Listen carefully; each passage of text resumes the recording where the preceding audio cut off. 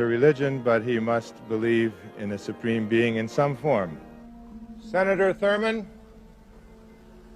members of Congress, most worshipful Grand Masters, my brother Masons, and my fellow Americans. Today is a most sacred and special occasion for all of us.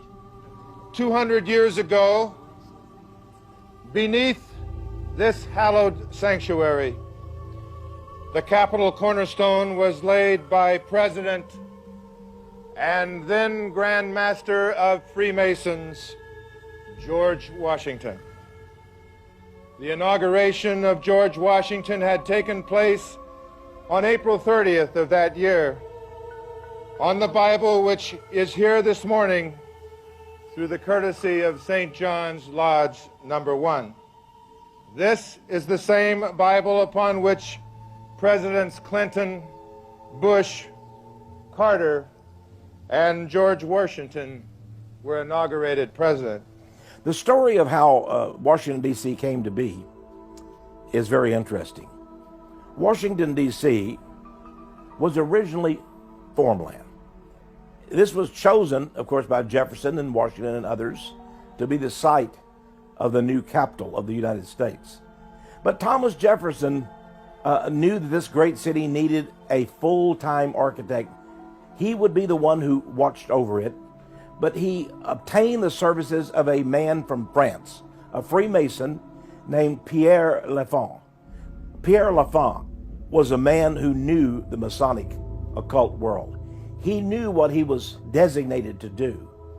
He sought to build a city which was shaped in the form of a pentagram.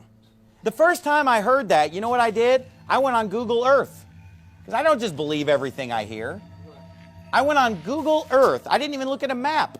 I looked at Google Earth and just zoomed in with a satellite image on that, and I said, there it is. I mean, you'd have to be blind not to see it.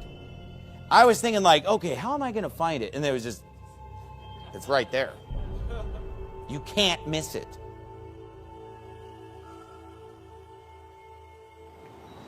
The United States of America has historically been a Christian nation in the sense that most of the people who live here have claimed the name of Jesus Christ.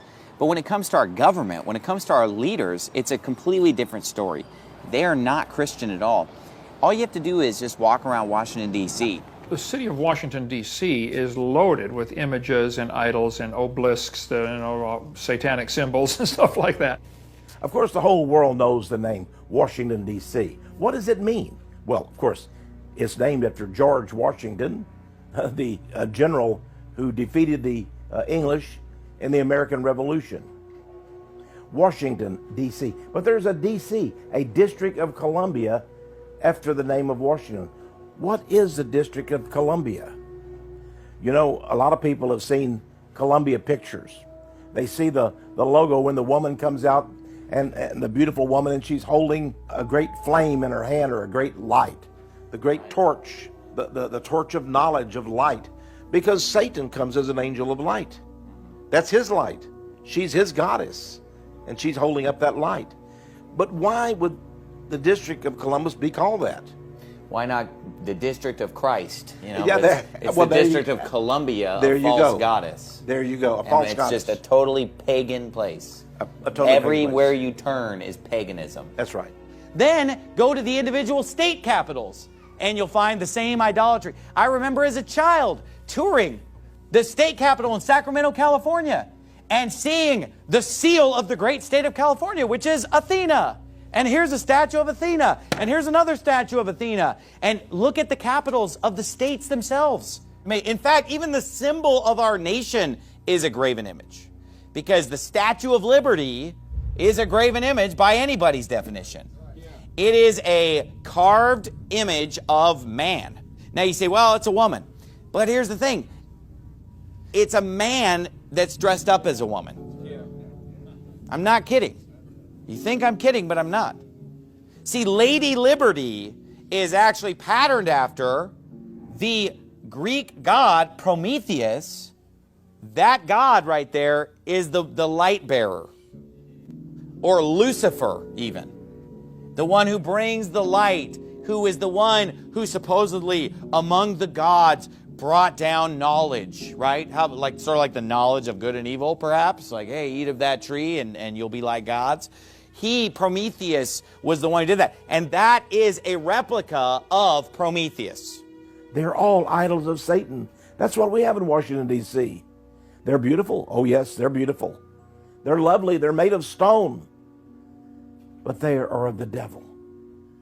There's a famous book published by Freemasonry in Washington, D.C. It's entitled 10,000 Famous Freemasons. That's the title of it. 10,000 Famous Freemasons. It's a great reference book. You'll find the names of astonishing people there. In fact, it seems that at least 14 U.S. presidents have been Freemasons. Some 35 Supreme Court judges have been Freemasons. And the numbers of governors and generals and senators and congressmen are